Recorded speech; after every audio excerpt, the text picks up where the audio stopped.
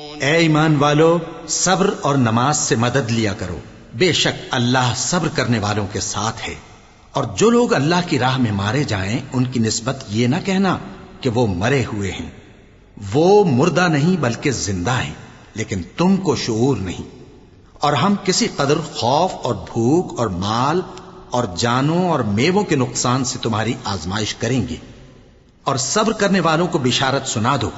کہ ان لوگوں پر جب کوئی مصیبت واقع ہوتی ہے تو کہتے ہیں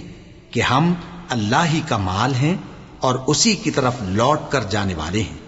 یہی لوگ ہیں جن پر ان کے پروردگار کی عنایتیں ہیں اور خصوصی رحمت بھی ہے، اور یہی سیدھے رستے پر ہیں۔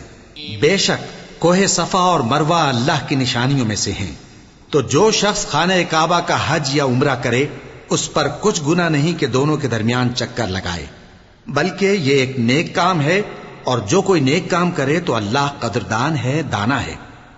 جو لوگ ہمارے حکموں اور ہدایتوں کو جو ہم نے نازل کی ہیں کسی غرض فاسد سے چھپاتے ہیں، باوجود کہ ہم نے ان کو لوگوں کے سمجھانے کے لیے اپنی کتاب میں کھول کھول کر بیان کر دیا ہے، ایسوں پر اللہ اور تمام لعنت کرنے والے لعنت کرتے ہیں۔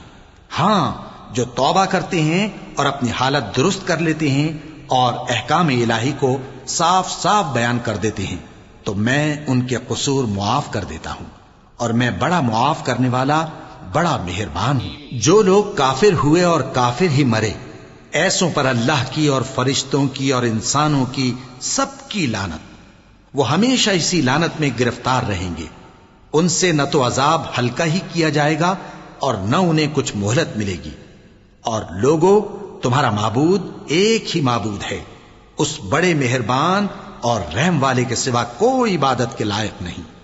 بے شک آسمانوں اور زمین کے پیدا کرنے میں اور رات اور دن کے ایک دوسرے کے پیچھے آنے جانے میں اور کشتیوں اور جہازوں میں جو سمندر میں لوگوں کے فائدے کے لیے رواں ہیں، اور میں جس کو اللہ آسمان سے برساتا اور اس سے زمین کو اس کے مردہ ہو جانے کے بعد زندہ یعنی خشک ہو جانے کے بعد سرسبز کر دیتا ہے، اور زمین پر ہر قسم کے جانور پھیلانے میں اور ہواؤں کے چلانے میں اور بادلوں میں جو آسمان اور زمین کے درمیان گھرے رہتے ہیں، عقل مندوں کے لیے اللہ کی قدرت کی نشانیاں ہیں۔ اور بعض لوگ ایسے ہیں جو غیر اللہ کو اللہ کا شریک بناتے اور ان سے اللہ کی سی محبت کرتے ہیں،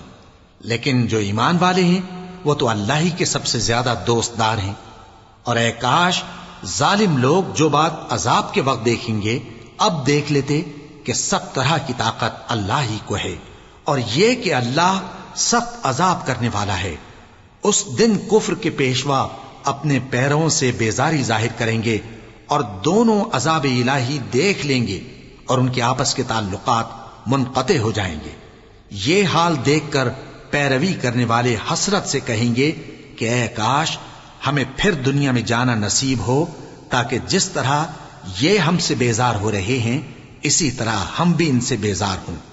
اس طرح اللہ ان کے اعمال حسرت بنا کر دکھائے گا